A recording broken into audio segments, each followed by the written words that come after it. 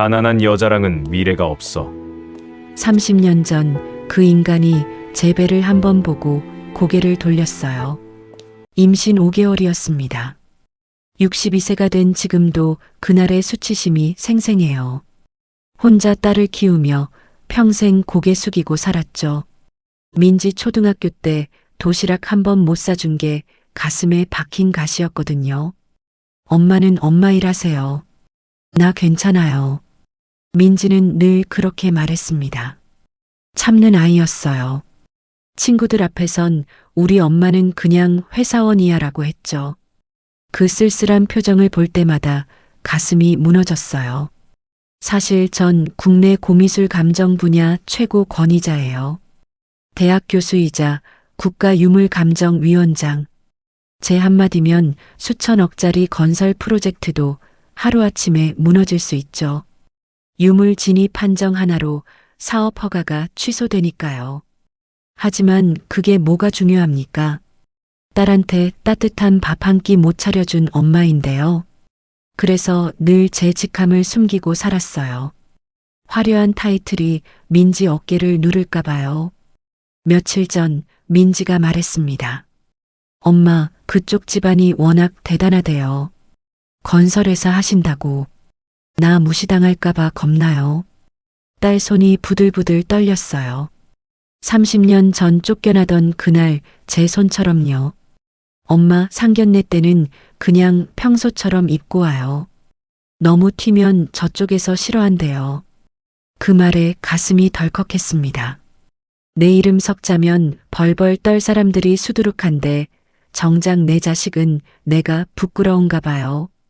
이번만큼은 내 방패가 되어줄게. 상견례 날 가장 검소한 옷을 골라 입었어요. 명품은 일부러 피했죠. 딸이 행복하기만 하면 저는 얼마든지 낮출 수 있었습니다. 고급 한정식집 문을 열었어요. 예비 사돈이 먼저 와 있었죠.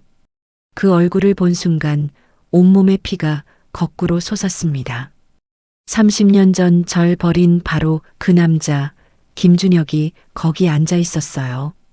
준혁은 저를 알아봤어요. 그 비열한 미소가 입꼬리에 걸렸죠. 자네 아직도 이러고 사나? 내 아들이 눈이 낮아도 한참 났군.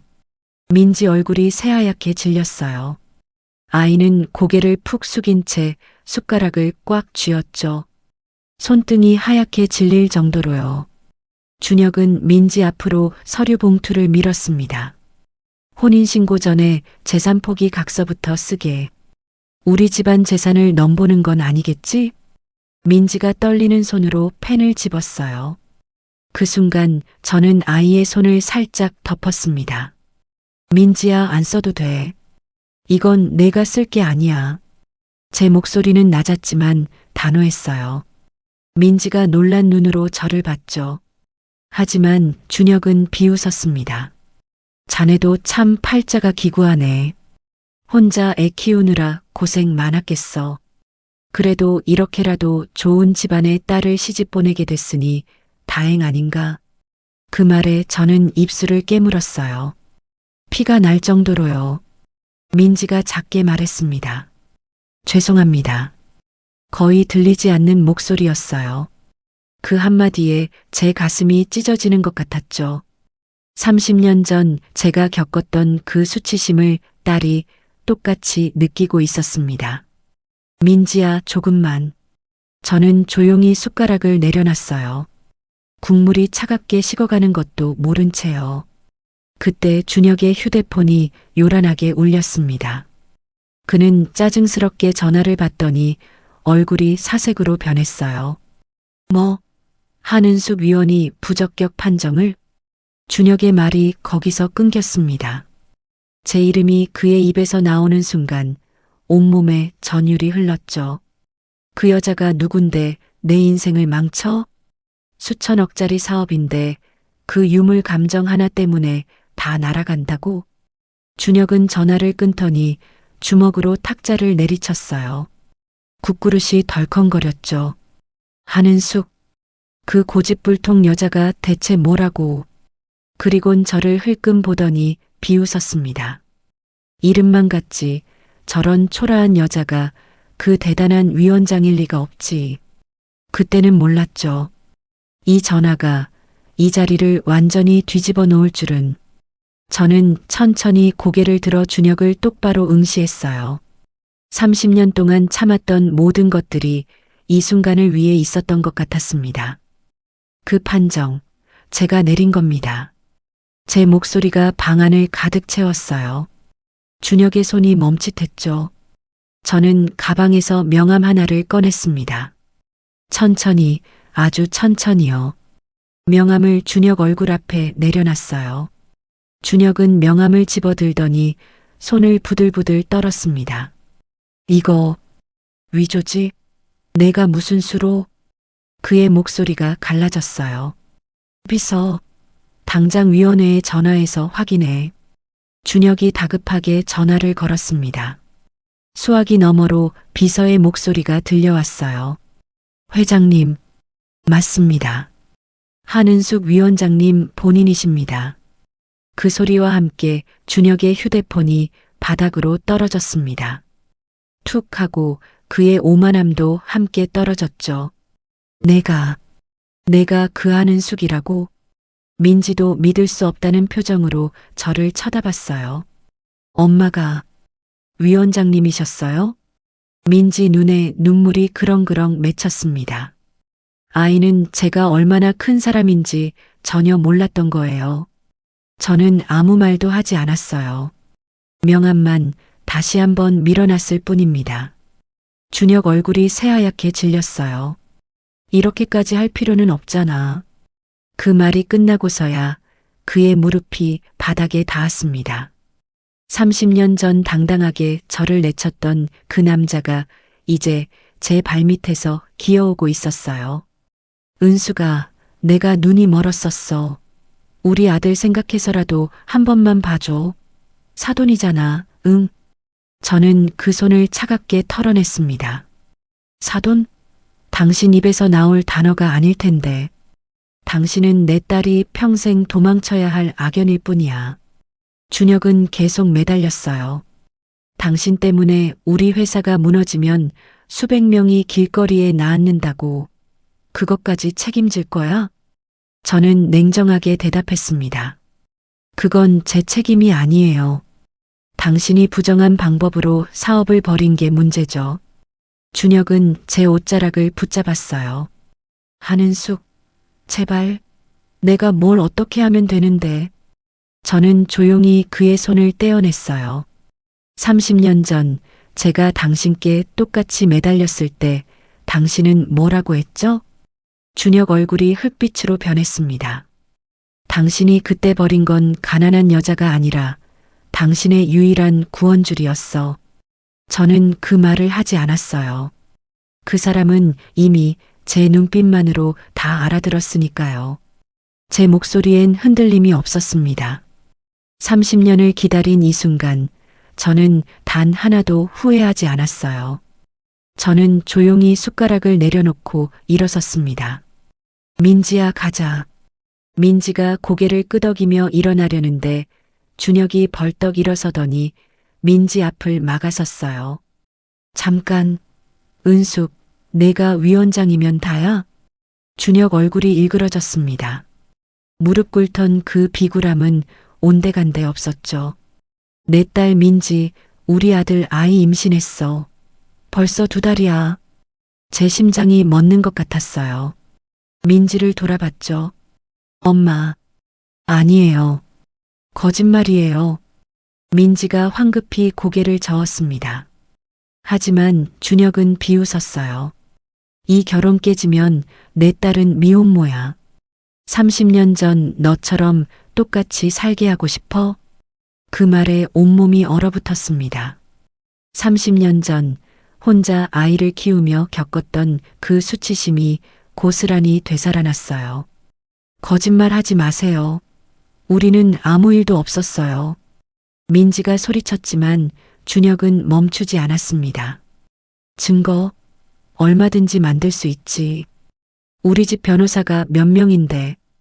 은수가 내 딸 인생 30년 전 너처럼 망치고 싶어? 저는 주먹을 꽉 쥐었어요. 손톱이 손바닥에 파고들 정도로요. 준혁이 제 앞으로 다가왔습니다. 조용히 판정 번복해. 그럼 이 일은 없던 걸로 하지. 내 딸도 지켜주고. 그 순간 민지가 제 앞으로 나섰어요. 엄마, 저 괜찮아요. 거짓말인 거 다 알아요. 민지 목소리가 떨렸지만 눈빛은 단호했습니다. 그 사람 말 믿지 마세요. 전 엄마 편이에요. 저는 민지를 보며 천천히 숨을 들이쉬었어요. 준혁은 계속 위협했습니다. 한은숙, 내가 진짜 내 딸 생각한다면 똑똑히 선택해. 내 자존심이 중요해. 아니면 내 딸 인생이 중요해. 뒤에서 누군가 울부짖는 소리가 들렸습니다. 무슨 말을 하는지는 듣지 않았어요. 저는 준혁을 똑바로 바라봤습니다. 협박은 범죄예요. 지금 당신이 한 말 다 녹음됐을 거예요. 제 가방에서 휴대폰 녹음 표시등이 깜빡이고 있었죠. 준혁 얼굴이 새하얗게 질렸습니다. 이건 불법 녹음이야. 상견례 자리에서 녹음기 켜고 온 게 불법인가요? 아니면 국가 공무원인 저를 협박한 게 불법인가요? 제 목소리는 차갑게 가라앉았어요. 준혁은 뒤로 휘청거렸습니다. 모든 게 끝났다는 걸 깨달은 얼굴이었죠. 저는 민지의 손을 잡았어요. 그 손이 차갑게 떨리고 있었습니다. 가자, 민지야. 우리는 방을 나왔어요. 준혁의 절규가 뒤에서 들렸지만 저는 멈추지 않았습니다. 복도를 걸어가는데 뒤에서 누군가 달려오는 발소리가 들렸어요. 잠깐만요. 젊은 남자 목소리였습니다. 돌아보니 20대 후반쯤 되어 보이는 남자가 숨을 헐떡이며 서 있었죠. 민지 씨. 민지가 그 남자를 보더니 얼굴이 굳어졌어요. 준우 씨. 준혁의 아들 민지의 예비 신랑이었습니다. 준우가 민지를 보더니 시선을 피했어요. 눈을 제대로 마주치지 못했죠. 그 말은 거짓말이에요. 손도 제대로 안 잡아봤잖아요, 우리. 말끝을 흐리는 준우의 목소리가 떨렸습니다. 뒤에서 준혁이 나오는 기척에 준우가 움찔했어요. 그때 준혁이 복도로 뛰쳐나왔습니다. 이 자식아, 입 닥쳐. 준혁이 준우의 멱살을 잡았어요. 준우는 저항하지 못하고 그대로 끌려갔죠. 저는 그 모습을 보며 가슴이 답답해졌습니다. 30년 전 준혁에게 끌려다니던 제 모습이 떠올랐거든요. 준우가 주머니에서 USB를 꺼내 제 발밑으로 떨어뜨렸어요. 아버지 몰래요. 가짜로 감정 통과시킨 것들 다 들어있어요. 준혁이 준우의 입을 막았습니다. 닥쳐. 내가 뭘 안다고. 저는 재빨리 USB를 주었어요. 준우와 눈이 마주쳤죠. 그 눈빛에는 미안함과 두려움이 섞여 있었습니다. 준혁이 저를 노려봤어요. 그거 내놔. 당장. 하지만 그때 준혁의 주머니 속 휴대폰이 미친 듯이 울리기 시작했습니다. 준혁이 떨리는 손으로 휴대폰을 꺼냈어요. 화면에 문자가 쏟아지고 있었죠. 긴급 5호건설 채권단 전원 철수. 국세청 비자금 수사 착수. 주거래 은행 여신 회수 통보. 준혁 얼굴이 잿빛으로 변했습니다. 휴대폰이 손에서 미끄러져 바닥에 떨어졌어요. 그는 바닥에 흩어진 문자들을 손으로 긁어 모으려는 듯 미친 사람처럼 중얼거렸죠. 아니야. 이럴 리 없어. 내 돈, 내 회사. 저는 아무 말도 하지 않았어요. 준혁의 휴대폰이 대신 울어줬으니까요. 준우는 아버지와 저를 번갈아 보더니 고개를 푹 숙였습니다. 사과도 변명도 하지 않았어요. 그저 뒤돌아서서 황급히 사라졌죠. 비겁했지만 그게 현실이었습니다. 준혁은 바닥에 엎드린 채 제 구두 발치를 붙잡으려 했어요. 은수가 내가 한 거지? 내가 다 짠 거지. 저는 그 손을 차갑게 피하며 가방에서 USB를 흔들어 보였습니다. 이 안에 든 게 당신의 사형 선고라는 거 당신이 더 잘 알 텐데. 당신이 속여온 그 가짜들이 이제 당신 진짜 목숨을 옥죄게 될 거예요. 준혁은 넋이 나간 듯 복도 바닥을 손톱으로 긁었습니다. 내가 감히 내 돈을, 내 회사를, 수천억 자산가에서 한순간에 범죄자로 추락한 남자의 뒷모습은 30년 전, 제 눈물을 비웃던 그 당당함은 어디에도 없었어요. 저는 민지의 손을 잡고 엘리베이터로 향했습니다. 민지가 제 손을 더 꽉 잡았어요. 말은 없었습니다. 뒤에서 준혁이 울부짖는 소리가 점점 멀어졌습니다. 일주일 후 검찰청 복도를 걷고 있었어요. USB를 넘긴 뒤 조사에 협조했고 이제 마지막 확인만 남은 상태였습니다. 위원장님, 검사가 서류를 들고 다가왔어요. 이 정도면 오래 나옵니다. 회사도 이미 부도 처리 들어갔고요. 저는 고개를 끄덕였습니다. 그때 복도 저편에서 포승줄에 묶인 채 끌려가는 준혁과 마주쳤어요. 수천만 원짜리 양복 대신 푸른 수의를 입은 그는 넋이 나간 모습이었죠. 저를 보자 그가 미친 듯이 달려들려 했습니다. 한은숙, 내가 나한테 어떻게 이래? 내 회사, 내 돈, 내가 다 먹으려고 이러는 거지? 저는 걸음을 멈추고 그를 가만히 내려다봤어요. 당신이 버린 건 나뿐만이 아니야. 제 목소리는 차갑게 가라앉았습니다. 당신을 위해 일했던 수백 명의 삶도 당신이 버린 거지. 나는 그저 당신이 어지럽힌 세상을 원래대로 돌려놓는 것뿐이야. 준혁 얼굴이 일그러졌어요. 내가 뭔데 나를 심판해. 심판은 법이 할 거예요. 난 그냥 진실을 말했을 뿐이고요. 저는 준혁을 지나쳐 걸어갔습니다. 등 뒤에서 들려오는 준혁의 비명소리가 마치 먼지처럼 흩어지는 기분이었어요. 복도 끝에 민지가 서 있었습니다. 아이가 제 팔을 감쌌죠. 밖으로 나가자 기자들이 몰려들었어요. 한은숙 위원장님, 한 말씀만요. 플래시가 터졌습니다. 저는 한마디도 하지 않았어요. 민지가 앞에 서서 제 팔을 더 꽉 감싸며 길을 열어줬습니다. 차에 올라탔어요.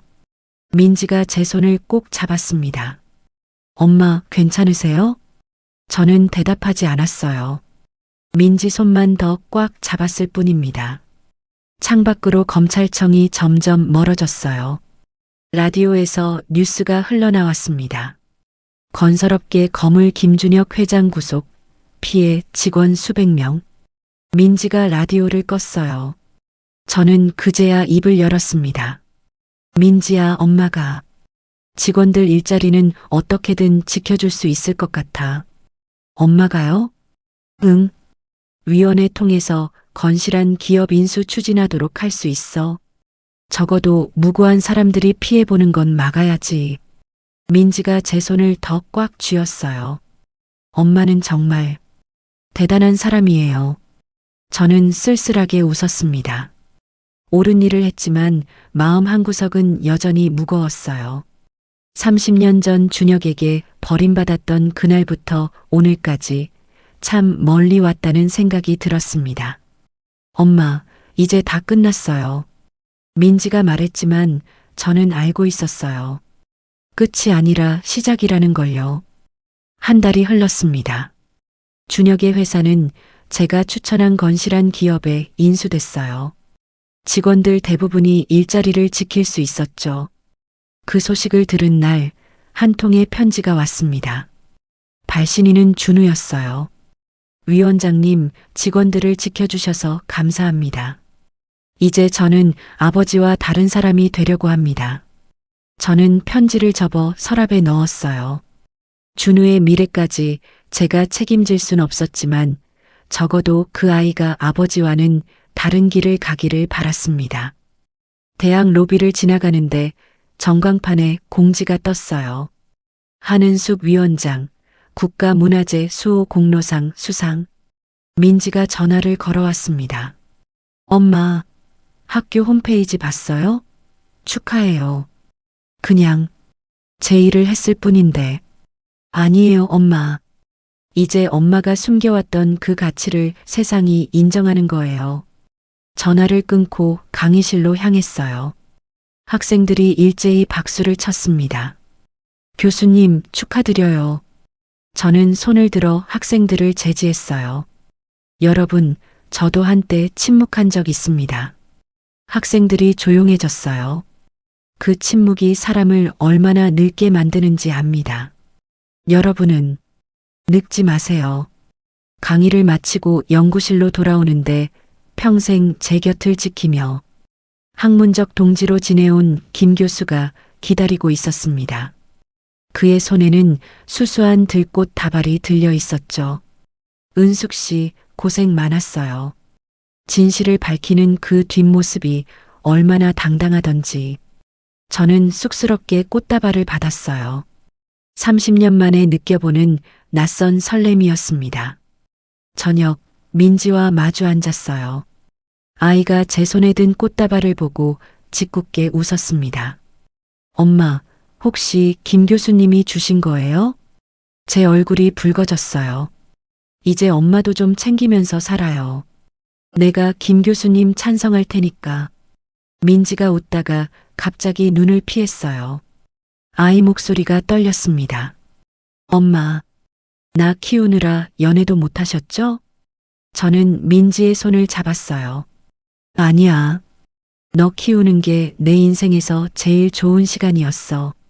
민지 눈에 눈물이 맺혔습니다. 앞으로는 엄마도 행복하세요. 우리는 서로를 바라보며 웃었어요. 그 웃음소리가 식당 안을 가득 채웠습니다. 집으로 돌아와 거울을 봤어요. 62세의 제 얼굴에는 주름이 가득했지만 눈빛만큼은 30년 전보다 더 맑았습니다. 준혁은 감옥에 갇혔지만 저는 비로소 자유로워졌어요. 이제 저는 더 이상 과거에 얽매이지 않습니다. 6개월 후 공로상 시상식 날이었어요. 화려한 무대 위에 섰지만 저는 가장 수수한 옷을 입었습니다. 국가유물감정위원장 한은숙 사회자가 제 이름을 불렀어요. 객석에서 박수가 터져 나왔죠. 민지가 앞줄에서 눈물을 닦으며 웃고 있었습니다. 그 옆에는 김 교수가 앉아 있었어요. 트로피를 받고 단상에 섰습니다. 저는 한때 제 이름을 말하지 못했습니다. 제 목소리가 떨렸어요. 그 침묵이 얼마나 오래 사람을 숨막히게 하는지 압니다. 객석이 조용해졌습니다. 하지만 포기하지 않았습니다. 제가 할 수 있는 일을 묵묵히 했을 뿐이에요. 박수가 쏟아졌습니다. 저는 트로피를 들고 무대를 내려왔어요. 민지가 달려와 저를 껴안았습니다. 엄마, 자랑스러워요.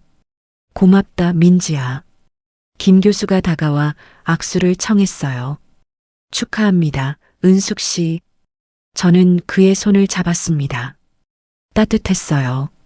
그날 저녁 민지와 함께 30년 전 살았던 동네를 찾아갔어요. 낡은 원룸 건물은 여전히 그 자리에 있었습니다. 저는 그 앞에서 한참을 멈춰 섰어요. 엄마, 여기가 우리가 살던 곳이에요? 응. 내가 태어나서 초등학교 들어갈 때까지. 민지가 건물을 올려다봤습니다. 작네요. 그래도 우리한텐 집이었어. 저는 그 건물을 바라보며 생각했어요. 30년 전 이곳에서 울며 민지를 안고 있던 제 모습을요. 괜찮아. 우린 잘 될 거야. 그때 제 자신에게 했던 그 말이 거짓이 아니었습니다. 가자, 민지야. 우리는 손을 잡고 걸어갔어요. 뒤돌아보지 않았습니다. 한 달 후, 김 교수와 저는 작은 카페에서 차를 마시고 있었어요. 은숙 씨, 제 옆에 있어줄 생각 없으세요? 김 교수가 조심스럽게 물었습니다. 저는 잠시 눈을 피했어요. 손이 떨렸습니다. 천천히요. 저는 오랫동안 혼자였으니까 기다릴게요. 김 교수가 웃었습니다. 저는 창밖을 바라봤어요. 봄바람이 불고 있었습니다. 62세, 늦은 나이에요. 하지만 이제 제 인생의 봄이 시작되는 것 같았습니다. 카페를 나와 김 교수와 함께 걸었어요. 그가 조심스럽게 제 손을 잡았습니다. 저는 그 손을 놓지 않았어요. 우리는 말없이 봄 거리를 걸었습니다. 벚꽃잎이 바람에 날렸고 저는 처음으로 웃고 있었어요. 30년을 기다렸습니다. 이제야 저는 온전히 저로 살아갑니다.